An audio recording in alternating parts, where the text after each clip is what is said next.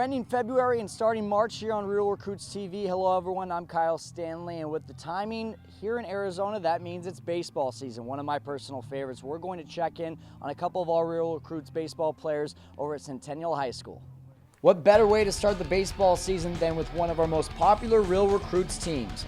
A multitude of athletes playing for the Coyotes at home. Centennial went with Real Recruits pitcher Michael Hampton against Cactus Shadows.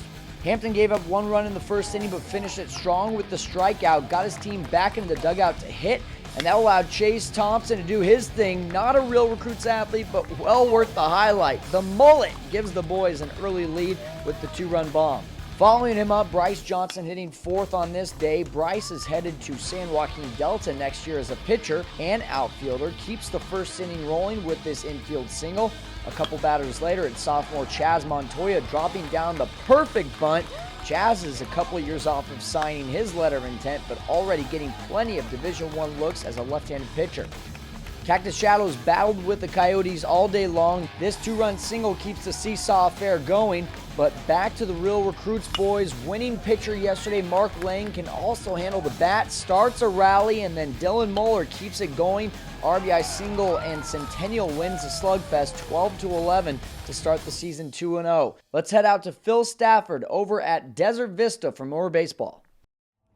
Thanks, Kyle. This is the 15th year that Desert Vista has hosted a baseball tournament, and it kicks off the season this year. Desert Vista already won their opening game of the tournament and their opening game of the regular season, 6-2 over Red Mountain. That was earlier on Friday. In the afternoon games, we have the reigning state champion, the Desert Mountain Wolves. We'll check in with them to see how they opened up this tournament. Desert Mountain facing the Toros of Mountain View. The Wolves beginning their title defense after graduating all but 4 varsity players from last year. Bottom of 2, 4-2, Mountain View ahead already. Chase Anderson pulls this one to left and clears the runway for Chase Rich to come in. Later in the inning, Toros with players on first and third. They'll call for the steal on the throwdown. The runner comes home. The Wolves get him at home. Keeps it a 3-run contest. Ahead to the third inning.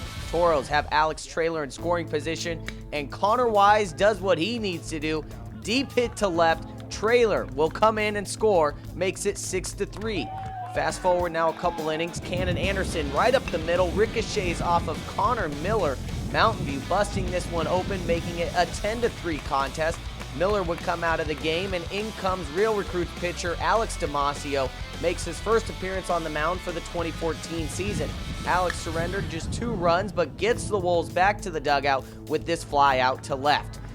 And in the next inning, as the sun begins to set, Anthony Williams gives this one a ride to left center. That will score 2 Toros. Mountain View garners their second win of the season, 13-3 the final.